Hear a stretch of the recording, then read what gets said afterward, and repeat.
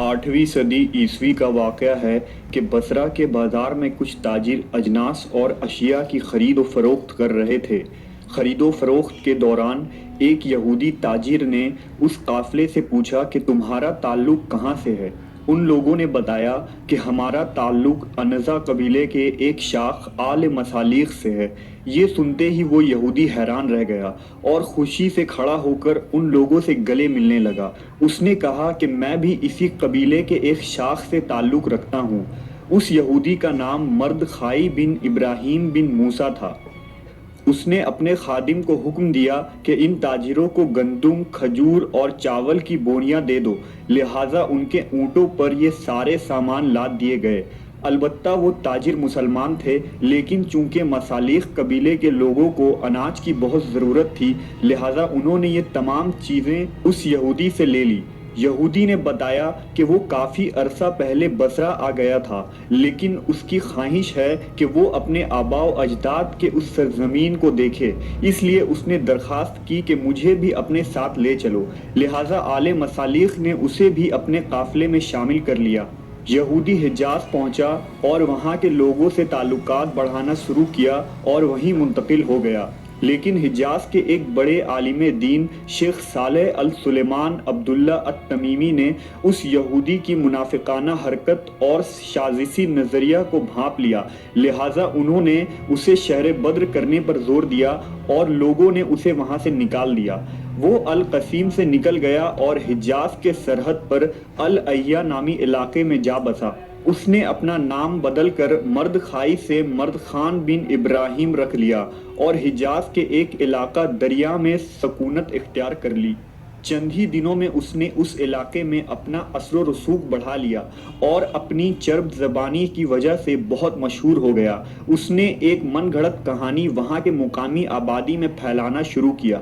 वो कहानी यूं थी कि जब ग़ज़वा उहद में रसूलुल्लाह सल्लल्लाहु अलैहि वसल्लम की ढाल एक यहूदी को मिली तो वो उसे लेकर भाग गया और उसे यहूदियों के कबीला बनी किनुका में फ़रोख्त कर दिया। यहूदियों ने इस ढाल को हिफाजत से रखा और वो इस ढाल को बहुत ही कीमती समझते थे, क्योंकि ये मोहम्मद सल्लल्लाहु अलैहि वसल्लम की ढाल थी।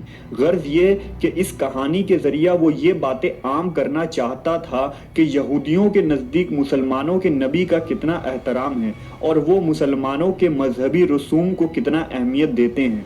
उसने इरादा किया कि दरिया में वो एक यहूदी बस्ती आबाद करेगा। लिहाजा वो लोगों को अपना मलक यानी हाकिम कहलवाने लगा और अपने मकसद की कामयाबी के लिए करबो जवार के बद्दू कबीलों की हिमायत हासिल करने की कोशिश की। लेकिन दो कबाइल, कबीला अजमान और कबीला बनु खालिद, उस यहूदियों के चाल को समझ गए और दोनों कबाइल ने दरिया पर हमला कर दिया। मर्द खाई जान बचाकर भाग गया और करीब के एक इलाका अल आरिज में पनाह ली। इसी अल आरिज को आज रियाद कहते हैं, जो सऊदी अल अरबिया का दारुल हुकूमत है। उसने वहां एक जमींदार के घर में पनाह ली थी।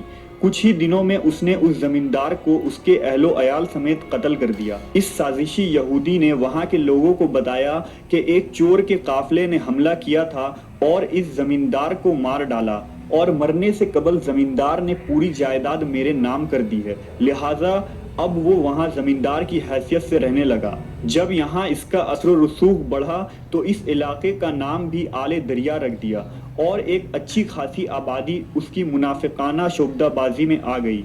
उसने ये मशहूर कर दिया कि वो अरब का एक बड़ा शेख है। उसने इस इलाके में दर्जनों मुसलमान औरतों से शादियां की और उसके कई औलाद हुए, जिसका नाम उसने खालिस अरब मुसलमानों के नाम पर रखा। और उसकी औलादें उसके मकसद को आगे बढ़ाते हुए इस इलाके में लोगों के ज़मीनें हथियाने लगीं और उन लोगों को कत्ल कर दिया जो उनके खिलाफ खड़े होते थे।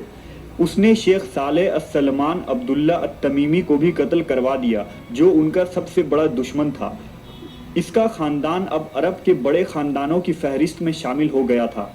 इसने अपनी बेटियों और औरतों की शादी अनज़ा और मसालिख कबीले में कर दी। इस निकाह से उसके ताकत और ख़ानदान के रुतबे में और भी इजाफा हुआ। मर्द खाई का एक बेटा अल मकरान था, जिसके यहाँ एक बेटा पैदा हुआ जिसका नाम मोहम्मद रखा गया। फिर अल मकरान के यहाँ जब दूसरा बेटा पैदा हुआ तो उसका नाम सऊद रखा गया। مورخین نے آل سعود کو اسی سعود بن المقران کا نسل قرار دیا ہے۔ سعود اور اس کے بیٹے محمد بن سعود نے بعد میں دریا میں اپنی بادشاہت قائم کر لی اور برطانیہ کی امداد سے ترک عثمانیوں کو شکست دینے میں کامیاب ہو گئے۔ سن 1960 عیسوی میں مصر کے قاہرہ شہر کے ریڈیو اسٹیشن صوت العرب اور یمن کے دارالحکومت صنعاء کے ریڈیو اسٹیشن نے اس بات کی تصدیق کی تھی کہ آل سعود اسی مرد خائی کی اولادیں ہیں۔ اس کے علاوہ آل سعود کے ایک مشیر حافظ واہی نے جزیرۃ العرب کے نام سے ایک کتاب لکھی تھی، جس میں انہوں نے شاہ عبد العزیز کے متعلق ایسے واقعات لکھے ہیں جو اس بات کے لیے تاریخی شواہد کی حیثیت رکھتی ہے۔ اس کے باوجود کچھ مورخین اس تحقیق کو غلط قرار دیتے ہیں۔ مرد خائی اور آل سعود کے متعلق آپ کی کیا رائے ہے؟ کمنٹ سیکشن میں ضرور بتائیں۔ شکریہ۔